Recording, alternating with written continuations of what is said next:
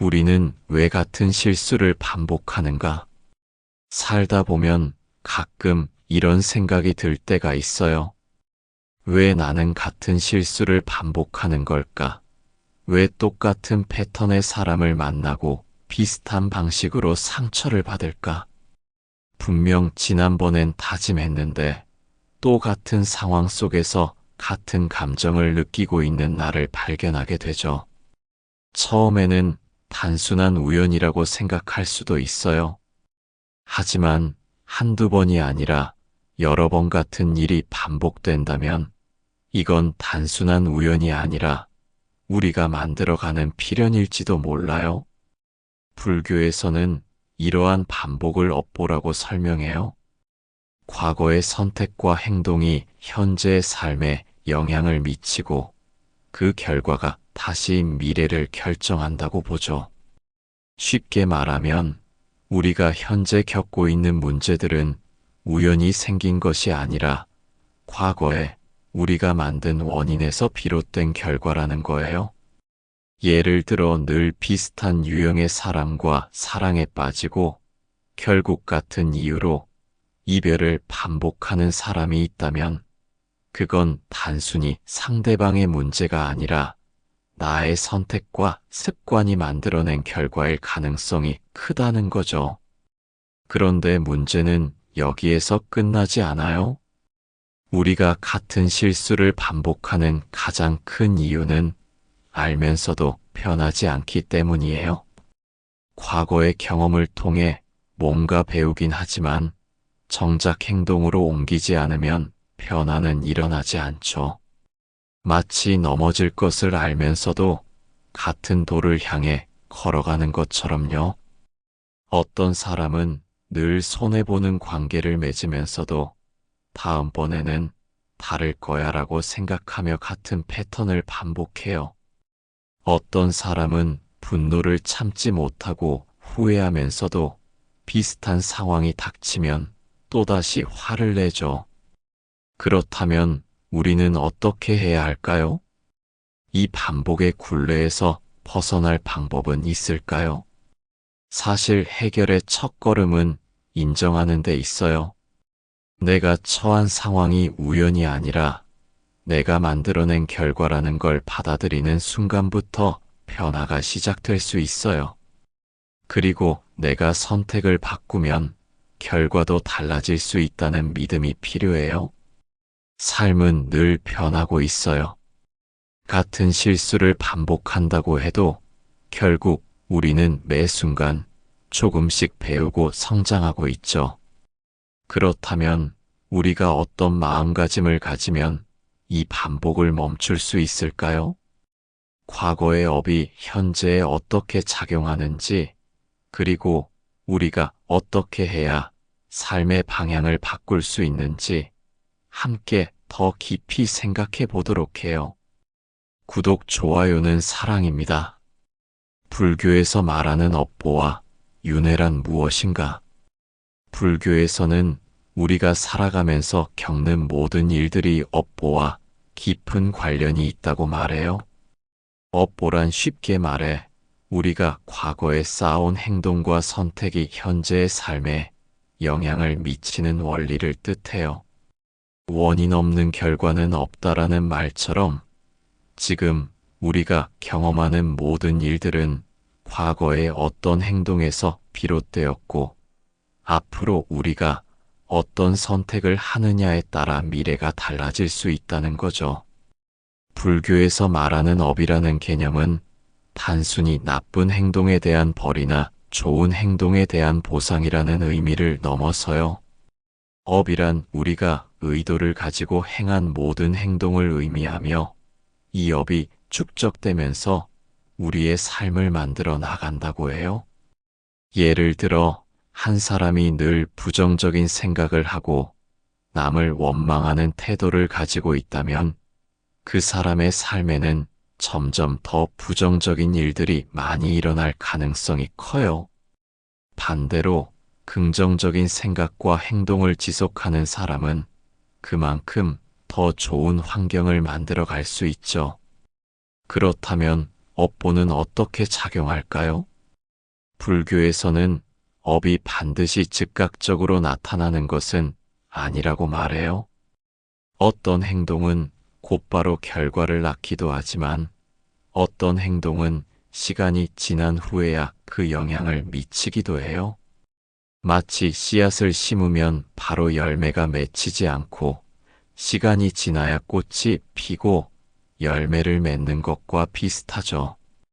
어떤 사람이 평생을 선한 행동만 하면서도 힘든 삶을 살아가는 경우를 보고 우리는 왜 저렇게 착한 사람이 고생을 할까?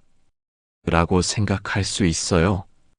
하지만 불교에서는 그 사람의 과거의 업이 아직 소멸되지 않아서 현재의 삶에 영향을 미치는 것이라고 설명해요. 그리고 지금의 선한 행동은 미래의 좋은 결과로 돌아올 수 있다고 보죠. 윤회는 업보의 결과로 인해 끊임없이 삶이 반복된다는 개념이에요. 불교에서는 우리가 한 번의 삶으로 끝나는 것이 아니라 태어나고 죽는 과정이 계속해서 반복된다고 말해요. 그리고 그 과정에서 우리가 쌓은 업이 다음 생에 영향을 미친다고 해요. 만약 우리가 계속해서 같은 실수를 반복하고 있다면 이는 단순한 성격의 문제가 아니라 우리가 오랜 시간 동안 같은 업을 쌓아왔기 때문일 수도 있어요. 그렇다면 우리는 이 윤회의 굴레에서 벗어날 수 있을까요? 불교에서는 깨달음을 통해 윤회의 흐름에서 벗어날 수 있다고 말해요. 즉, 과거의 업이 우리의 삶을 결정짓는 것이 아니라 우리가 지금 이 순간 어떤 태도로 살아가느냐에 따라 새로운 업을 만들 수 있고 그로 인해 더 나은 삶을 살 수 있다는 거죠. 다시 말해, 우리는 운명에 갇힌 존재가 아니라 우리 스스로 선택을 통해 삶을 변화시킬 수 있는 존재라는 뜻이에요. 어떤 태도가 업보를 변화시킬 수 있을까? 우리는 흔히 운명이라는 말을 사용하지만 불교에서는 우리의 삶이 정해진 운명이 아니라 우리가 쌓아온 업에 따라 달라진다고 말해요. 그렇다면 우리는 어떻게 하면 더 나은 삶을 만들고 불필요한 고통을 줄일 수 있을까요? 결국 우리가 어떤 태도로 살아가느냐에 따라 업이 변화할 수 있어요. 첫째, 의식적으로 선한 행동을 실천하는 것이 중요해요. 우리는 살아가면서 크고 작은 선택을 해요. 그 선택이 때로는 우리에게 유익할 수도 있고 반대로 나쁜 결과를 초래할 수도 있어요. 예를 들어 누군가 나에게 불친절하게 대했을 때 감정적으로 반응하는 대신 상대방을 이해하려는 노력을 한다면 우리는 분노의 업을 쌓지 않고 평온한 마음을 유지할 수 있어요. 이렇게 선한 선택을 지속적으로 하다 보면 삶이 점점 긍정적인 방향으로 변하게 돼요. 둘째, 자신의 감정을 들여다보고 다스리는 태도가 필요해요. 우리의 업보는 단순히 외적인 행동에서만 비롯되는 것이 아니라 마음속에서 일어나는 생각과 감정에서도 비롯돼요. 불안과 두려움, 분노 같은 감정이 반복될수록 그것이 우리 삶에 더 깊이 자리 잡게 돼요. 하지만 이를 알아차리고 조금씩 내려놓으려는 태도를 가지면 부정적인 업을 줄이고 긍정적인 업을 쌓을 수 있어요. 예를 들어 좌절할 때마다 나는 왜 이렇게 안 될까? 라고 스스로를 책망하기보다 이 경험을 통해 무엇을 배울 수 있을까? 라고 생각한다면 삶에 대한 태도가 훨씬 달라질 거예요. 셋째, 과거에 대한 집착을 내려놓는 태도가 필요해요. 우리가 살아가면서 가장 많이 하는 실수 중 하나는 과거의 상처와 후회에 매여 사는 거예요. 하지만 불교에서는 지금 이 순간이 가장 중요하다고 말해요. 과거에 어떤 실수를 했든, 어떤 아픔을 겪었든, 그것이 우리의 현재를 결정짓지는 않아요. 중요한 것은 지금 이 순간, 우리가 어떤 태도를 선택하느냐에 따라 미래가 달라진다는 점이에요. 넷째, 타인을 용서하고 사랑하는 태도를 가질 때 업이 변화할 수 있어요. 불교에서는 남을 미워하고 원망하는 것은 결국 자신을 해치는 것과 같다고 말해요. 우리가 누군가를 미워할 때 그 감정은 상대방이 아니라 우리 자신의 마음을 괴롭게 만들어요. 반대로 용서하고 이해하는 마음을 가질 때 우리는 더 가벼운 마음으로 살아갈 수 있어요. 누군가를 용서하는 것은 그 사람을 위한 것이 아니라 결국 나 자신을 자유롭게 해주는 일이에요. 마지막으로 끊임없이 배우고 성장하는 태도가 필요해요. 불교에서는 삶을 깨달음의 과정으로 봐요. 한 번의 선택이 우리의 모든 것을 결정짓지는 않아요. 중요한 것은 우리가 계속해서 배우고 성장하려는 자세를 유지하는 거예요. 실수를 하더라도 그것을 통해 배움을 얻고 다시 더 나은 선택을 하면 돼요. 우리가 노력하는 만큼 삶은 변할 수 있고 그 과정에서 새로운 업이 쌓이면서 더 좋은 방향으로 나아갈 수 있어요.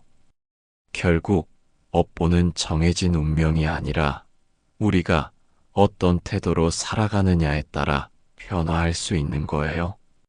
그렇다면 업보를 변화시키는 과정에서 깨달음이란 무엇일까요? 깨달음이란 무엇이며 그것은 어떻게 다가오는가?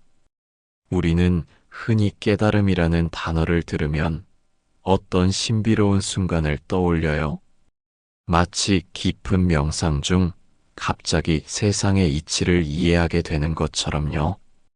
하지만 불교에서 말하는 깨달음은 그렇게 한순간에 오는 것이 아니에요. 오히려 삶 속에서 서서히 다가오는 과정이죠. 그렇다면 깨달음이란 무엇이고 우리는 그것을 어떻게 경험할 수 있을까요? 첫째, 깨달음은 완전히 새로운 것이 아니라 이미 우리 안에 있는 것을 발견하는 과정이에요. 불교에서는 모든 존재가 본래 깨달음의 가능성을 가지고 있다고 말해요. 하지만 우리의 욕망과 집착, 두려움이 그것을 가리고 있을 뿐이에요. 예를 들어 구름이 낀 날에도 태양은 하늘에 떠 있듯이 깨달음도 우리 안에 이미 존재하고 있어요. 중요한 것은 그 구름을 걷어내는 일이죠. 둘째, 깨달음은 고통을 이해하고 받아들이는 데서 시작돼요. 우리는 살아가면서 크고 작은 고통을 겪어요. 때로는 사람과의 관계에서, 때로는 스스로의 내면에서 오는 아픔이 우리를 괴롭히죠. 하지만 불교에서는 이 고통을 외면하거나 피하려 하지 말고 그대로 바라보라고 말해요. 고통을 이해하는 순간 우리는 그것에 휘둘리지 않고 오히려 그것을 통해 성장할 수 있어요. 깨달음이란 결국 고통 속에서도 흔들리지 않는 마음을 찾는 과정이에요. 셋째, 깨달음은 나라는 개념을 넘어서는 데서 옵니다. 우리는 늘 나라는 존재를 중심으로 생각해요. 나는 왜 이런 삶을 살까? 나는 왜 더 행복하지 않을까? 라고 말이죠. 하지만 불교에서는 나라는 것은 사실 고정된 것이 아니라고 가르쳐요. 우리 몸과 마음은 끊임없이 변하고 있어요. 내가 어제 느꼈던 감정과 오늘의 감정이 다르듯이 나라는 것도 계속 변하는 흐름 속에 있어요. 이 사실을 깨닫게 되면 우리는 스스로에 대한 집착에서 조금씩 벗어날 수 있어요. 넷째, 깨달음은 특정한 순간이 아니라 매일의 삶 속에서 발견할 수 있어요. 우리는 깨달음을 먼 곳에서 찾으려고 해요. 하지만 사실 깨달음은 아주 작은 순간에도 존재해요. 예를 들어 누군가에게 친절한 말을 건넸을 때 마음이 따뜻해지는 순간이 있어요. 혹은 자연 속에서 바람을 느낄 때 순간적으로 모든 걱정이 사라지고 평온함이 찾아오는 경험을 할 수도 있어요. 이런 작은 순간들이 모이고 모여 결국 더 깊은 깨달음으로 이어지는 거예요. 다섯째, 깨달음은 노력과 실천 속에서 다가와요. 깨달음을 얻기 위해서는 단순히 앉아서 기다릴 수 없어요. 우리가 매일 어떤 마음을 가지고 살아가는지, 어떤 태도로 사람을 대하는지, 스스로를 어떻게 바라보는지가 중요해요. 그리고 그 과정에서 끊임없이 배우고 성장하려는 자세가 필요해요. 깨달음은 단번에 얻어지는 것이 아니라 하루하루의 실천 속에서 조금씩 우리에게 다가오는 것이죠. 결국 깨달음은 특별한 순간에만 오는 것이 아니라 우리의 일상 속에서 발견할 수 있는 것이에요. 그렇다면 우리는 이 깨달음을 어떻게 유지하고 삶 속에서 실천할 수 있을까요? 깨달음을 유지하는 삶의 방식. 깨달음을 얻는 것이 어렵다면 그것을 유지하는 것은 더욱 쉽지 않아요? 깨달음은 어느 날 갑자기 찾아오는 특별한 사건이 아니라 끊임없이 연습하고 실천해야 하는 과정이죠. 그렇다면 우리는 어떻게 이 깨달음을 일상의 삶 속에서 지속할 수 있을까요? 첫째, 현재의 순간을 온전히 살아야 해요. 우리는 과거의 후회에 머물거나 미래에 대한 불안 속에서 살아가기 쉬워요. 하지만 불교에서는 오직 지금 이 순간만이 존재한다고 가르쳐요. 현재의 순간을 깊이 들여다보면 우리는 삶의 소중함을 더욱 온전히 느낄 수 있어요. 차 한 잔을 마시는 순간, 따뜻한 햇살을 느끼는 순간, 사랑하는 사람과 눈을 마주치는 순간, 이 모든 것들이 깨달음의 일부가 될 수 있어요. 둘째, 끊임없이 내려놓는 연습을 해야 해요. 우리를 괴롭게 하는 많은 감정은 집착에서 비롯돼요. 누군가의 말 한마디에 상처받고 원하는 것을 얻지 못해 괴로워하고 과거의 실수를 계속 곱씹으며 후회하죠.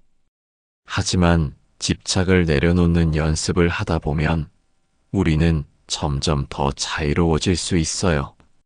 내려놓는다는 것은 포기하는 것이 아니라 더 이상 그 감정에 얽매이지 않는다는 뜻이에요. 셋째, 남을 있는 그대로 받아들이는 자세가 필요해요.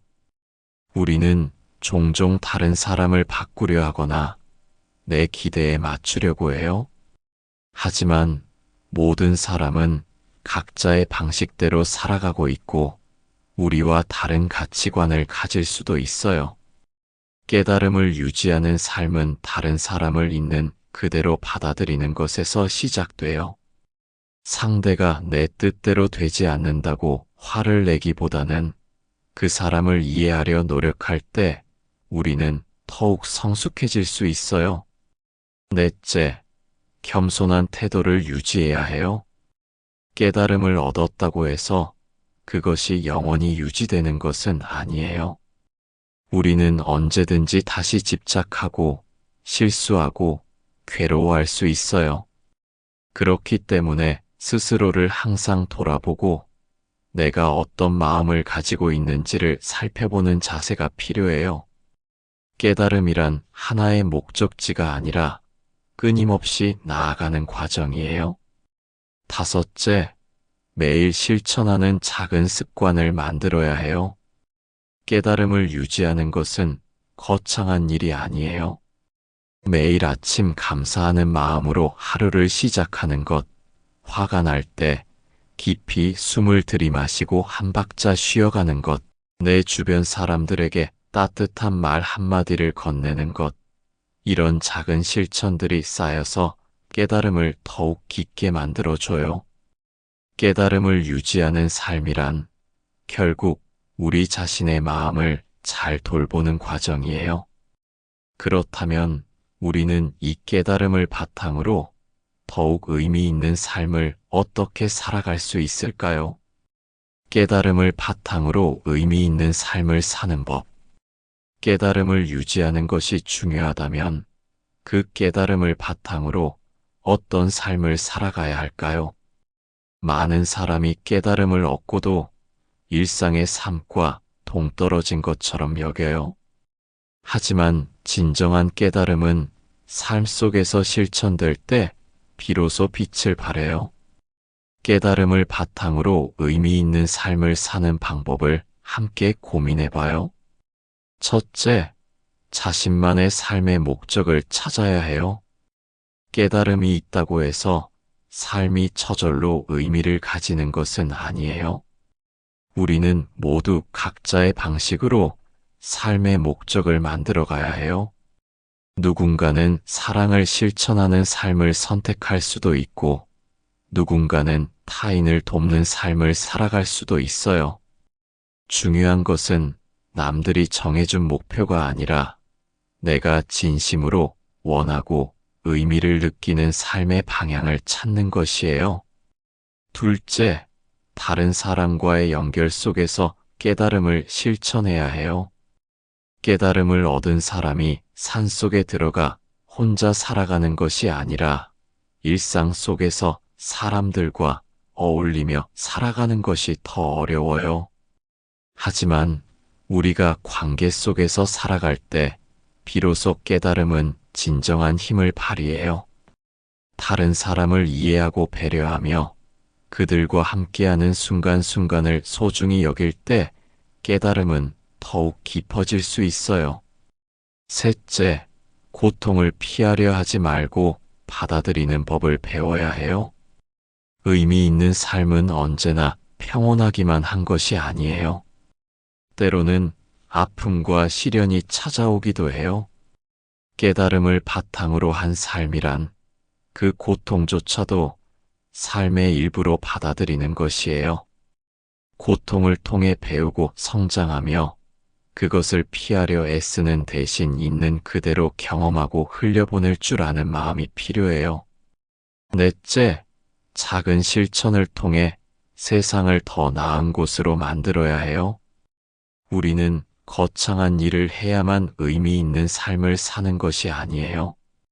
내가 할 수 있는 작은 선행, 따뜻한 말 한마디, 남을 이해하려는 노력, 이런 작은 행동들이 모여 세상을 조금씩 바꿔나가요. 깨달음을 얻은 사람이라면 그 깨달음을 혼자 간직하는 것이 아니라 세상에 좋은 영향을 주는 방식으로 실천하는 것이 중요해요. 다섯째, 지금 이 순간을 깊이 살아야 해요. 의미 있는 삶이란 미래의 목표를 이루는 것이 아니라 지금 이 순간을 소중히 살아가는 데 있어요. 순간을 충실히 살 때 우리는 진정한 의미를 찾을 수 있어요.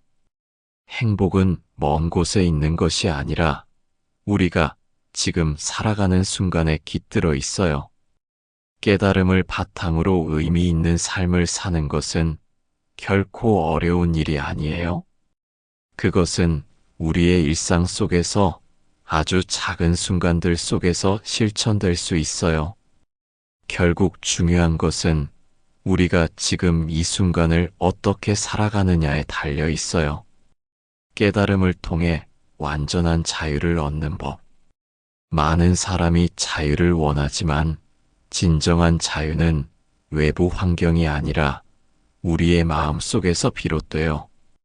깨달음을 통해 얻는 자유란 더 이상 외부의 조건에 휘둘리지 않고 어떤 상황에서도 흔들리지 않는 평온한 상태를 의미해요. 그렇다면 깨달음을 통해 어떻게 완전한 자유에 이를 수 있을까요? 첫째, 타인의 시선에서 벗어나야 해요. 우리는 살아가면서 종종 남들의 기대나 평가에 얽매이곤 해요. 하지만 깨달음을 얻은 사람은 남들이 나를 어떻게 보든 그것이 나의 본질을 바꾸지는 않는다는 것을 알아요. 내가 정말 원하는 삶을 살기 위해서는 타인의 시선에서 자유로워질 필요가 있어요. 다른 사람이 나를 어떻게 평가하는지는 그들의 문제일 뿐 나의 가치를 결정짓는 것이 아니에요. 둘째, 과거와 미래에 집착하지 말고 현재에 머물러야 해요. 자유롭지 못한 이유 중 하나는 과거의 후회와 미래에 대한 불안 때문이에요. 깨달음을 얻으면 과거는 이미 지나간 것이고 미래는 아직 오지 않았다는 사실을 깊이 이해하게 돼요.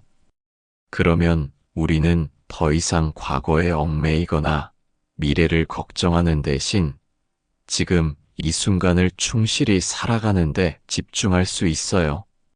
셋째, 모든 집착에서 벗어나야 해요. 우리가 자유롭지 못한 이유는 무언가를 강하게 원하거나 반대로 어떤 것을 거부하려 하기 때문이에요. 부와 명예, 인간관계, 사랑조차도 집착이 되면 우리를 구속해요.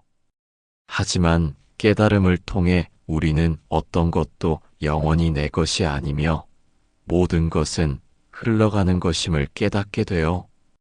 그러면 무언가를 간절히 바라거나 잃을까 두려워하는 마음에서 자유로워질 수 있어요. 넷째, 있는 그대로의 자신을 받아들여야 해요. 많은 사람이 더 나아지고 싶다는 욕망에 사로잡혀 자신을 채찍질해요.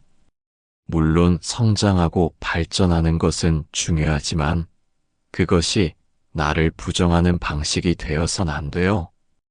깨달음을 얻으면 우리는 이미 있는 그대로 충분한 존재임을 알게 돼요. 내가 불완전하더라도 나 자신을 사랑하고 받아들이는 것이야말로 가장 큰 자유예요. 다섯째, 삶을 하나의 흐름으로 받아들여야 해요. 세상은 끊임없이 변화하고 우리 삶도 마찬가지예요. 좋은 일이 있으면 나쁜 일도 있고 기쁨이 있으면 슬픔도 있어요. 하지만 깨달음을 얻은 사람은 이 모든 것이 자연스러운 흐름임을 받아들이게 돼요. 그러면 우리는 어떤 상황에서도 흔들리지 않고 변화 속에서도 평온함을 유지할 수 있어요. 깨달음을 통한 자유란 외부의 환경이 아닌 우리의 내면에서 시작돼요. 그 누구도 어떤 것도 우리를 구속할 수 없다는 사실을 깨달을 때 우리는 비로소 진정한 자유를 경험하게 돼요. 그리고 그 자유 속에서 우리는 더 가볍고 더 행복한 삶을 살아갈 수 있어요. 깨달음을 통해 완전한 자유를 얻는 법. 많은 사람이 자유를 원하지만 진정한 자유는 외부 환경이 아니라 우리의 마음 속에서 비롯돼요. 깨달음을 통해 얻는 자유란 더 이상 외부의 조건에 휘둘리지 않고 어떤 상황에서도 흔들리지 않는 평온한 상태를 의미해요. 그렇다면 깨달음을 통해 어떻게 완전한 자유에 이를 수 있을까요? 첫째, 타인의 시선에서 벗어나야 해요.